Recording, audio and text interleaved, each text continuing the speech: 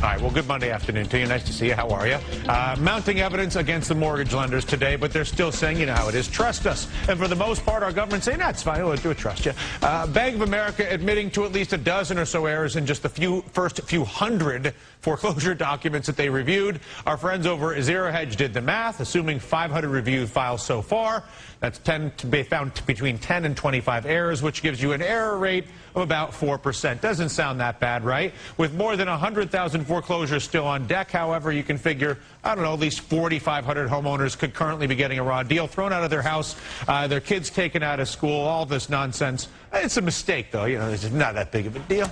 Bank of America could, of course, resume foreclosures as early as this week, despite finding those mistakes. They call them minor. Again, try to explain that to the 4,500 homeowners who are now getting evicted, or the millions of taxpayers who are being stolen from by these very same bankers by injecting their bad loans into our government, as they have been for years, and of course covering it up with money printing and avoiding any sort of an investigation. It's working lovely for them. And while the lenders make their so-called mistakes, Washington makes believe we don't have a problem in a way to try to keep their jobs. We'll see if it works. Joining us now, someone who actually does get it on this issue, Lisa Epstein, who's been described as a foreclosure nurse. Jumpstart the firestorm over this controversy through her blogging, foreclosurehamlet.org. Lisa, you call for these foreclosure docs weapons of mass destruction.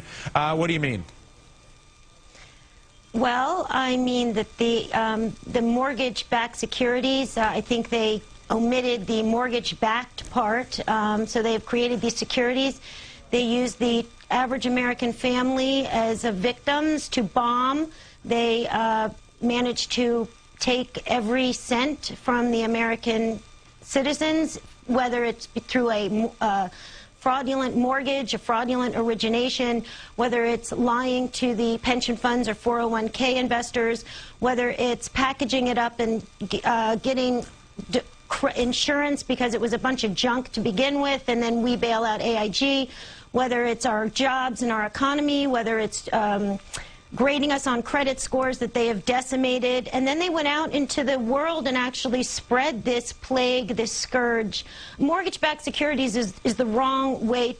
MBS, there's no mortgages backing these securities. They didn't put them in. I think we should call these malicious bankers with syphilis, and they've infected the world. I'm a nurse. I'll take a syringe with penicillin. We need to take our medicine. It's going to hurt, but these bankers with syphilis need to be taken out. Are you surprised years on into this? And by the way, if you're free at 4 o'clock some afternoon, I may want to take a couple of days off, and you seem to have a good handle on the situation. We'll be in touch. But if you were to look at the government's failure to respond, failure to investigate, effort to cover it up, the language from our own president, the TARP lie from our own president, Tim Geithner, with one lie after another when it comes to the TARP. How much longer do you actually think the federal government can get away with either lying or covering this up before it really blows up in all the politicians' face? Because quite honestly, at this point, I feel like there are more and more people who know what you and I know, and fewer pretending it's not true. Right. Well, you ask an excellent question. I believe we are at a critical juncture. It's amazing that we are just a few weeks away from an election, and not a word from many, many candidates. Alan Grayson is a notable example. What I believe will happen as our country goes through the next couple months is one of two things. We will decide to prop up this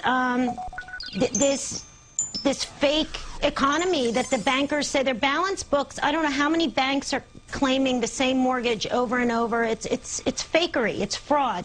We'll either prop it up and it will fall in 10 years after we have taught our citizenry, don't trust the government. The judiciary holds no area of recourse for you. Protect your own. There will be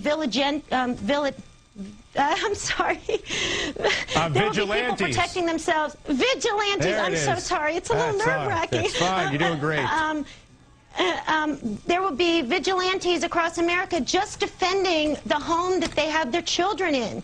And because there are predators coming in to take the property of Americans. So in 10 years, it will be a much dangerous time for this to fall apart, as opposed to just, let's take our medicine now. We have dark days ahead. We have allowed perpetrators and predators that are abusive and dangerous to take over and infiltrate the very fabric of America. They violated our constitutional rights, and we need to wrest whatever we have left of the American Democratic Republic out of the hands of these criminals. Yeah, Bill Black joins us.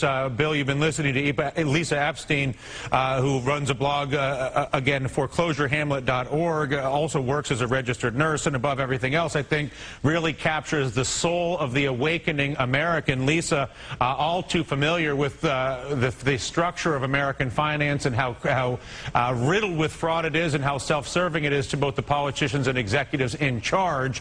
What can be done at this point by someone in my position, in Lisa's position, or any other position to prevent 10 more years of pretending and fraud so that we end up in the total dismantling of the social contract in this country and intervene now when there may be still an opportunity to both audit the fraud and begin some sort of restructuring? Well, you can continue to do just what Lisa and you and folks like us have been doing, because it's starting to work. Last week, for the very first time, a Nobel Prize winner, Joe Stiglitz, said this crisis is all about fraud.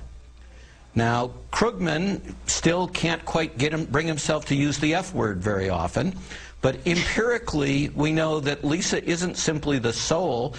Her analytics are correct in most places, and Geithner's analytics are disastrously wrong in most places. So here are some numbers. Credit Suisse says that by 2006, 49% of all mortgage originations in the United States were liar's loans. The lowest incidence of fraud when we study liar's loans is 50%, and that's when the fraudsters study themselves. When independent folks study it, it's in the 80 to 90% fraud range. That means there were millions of acts of fraud. Those loan frauds occur not because there's some clever person making $20,000 a year who is able to deceive the banks, but because the banks created incentive structures for the loan brokers to bring them the absolute worst of the worst loans and to lie on the application forms to hit the magic ratios on loan to value and things like that that a homeowner wouldn't have even known what number to put in. So these frauds came from the banks, and they propagated through the system through a series of what we call echo epidemics, in which they got appraisers first to give them grossly inflated values, and there are excellent numbers on that, to give outside auditors to give them clean opinions on ludicrous financial statements. Every single time they were able to get a clean opinion, and every single time virtually they were able to get a AAA rating out of the credit rating agencies. So this fraud did in fact spread through the system, and that's why we have a crisis in foreclosures now. This is not a random, unrelated fraud. This stems from the underlying fraud by the lenders in mortgage loans to the tune of more than well over 1 million cases a year by 2005. So then if we were to look at the two ends of the spectrum that most affect Americans, the homeowner, which we've been discussing and will continue to discuss as the critical intersection, and then what I would argue the secondary intersection is all of the taxpayers who are being asked to support this corrupt and fraudulent banking system through Fannie Mae, Freddie Mac, the Federal Reserve, and direct expenditures authorized by our own Congress. In addition to what we're doing on foreclosure, Professor Black, what can we do to amplify the demand to see what percentage of the paper that was given to the guts of the American taxpayer in 2008 by George Bush and Hank Paulson, and then perpetuated by Barack Obama and Tim Geithner, what percentage of that is indeed fraudulent, and why don't we know that 2 years later? It's exactly what we've been calling for, and why didn't we know it at least 5 years ago when most of this was done? So Bernanke has just announced they're going to do an intensive review of the assets they accepted as collateral. So you wait a year and a half and then you look at your collateral? Now, what would happen if you were the most junior VP at a small savings and loan, if that's what your approach to business would be? This is supposed to be the most sophisticated guy in the world. And so what should we do now? We should look, and we should look on a scientific basis.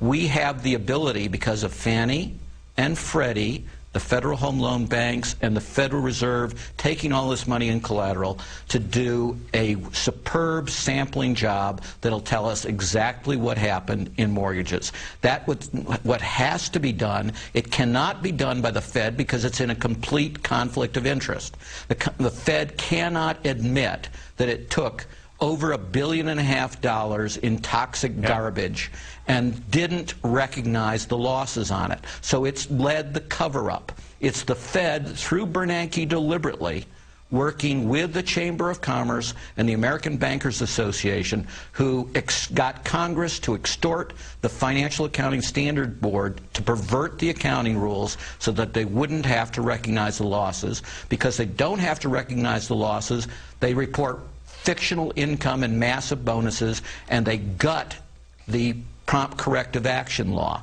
All of those things need to change. We call for bringing in the FDIC, which is the best of the worst, and the GAO to look. But have you had a chance to look at Borofsky's report today? Yes, I have. I have unfortunately had that opportunity, yes. Yes, exactly. Wherever we look, we find massive fraud. And look now. Fannie and Freddie have started to look. The Federal Reserve Bank of New York have started to look. BlackRock, PIMCO have looked.